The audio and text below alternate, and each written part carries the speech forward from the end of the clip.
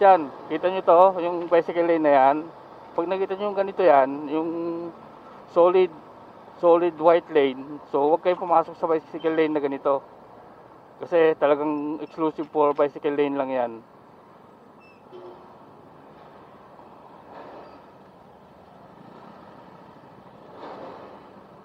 Sure ako mapipitikan kayo dyan.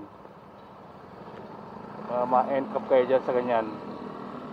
So wag nyong balaking pumasok sa bicycle lane na nakaganito.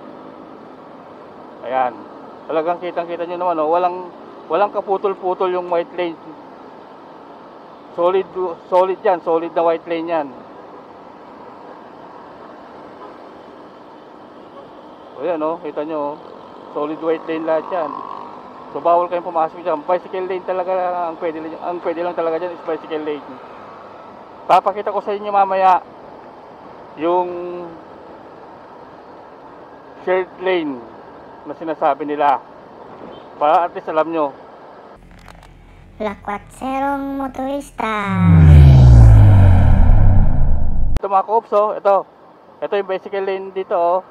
Ibig sabihin yan, shared lane to, pwede kayo dito pumasok kasi yung white nya is putol-putol. Ayan, oh, yung kulay white na guhit, putol-putol yan. So ibig sabihin, shared lane yan, pwede kayo pumasok dyan. Pagka traffic, walang problema.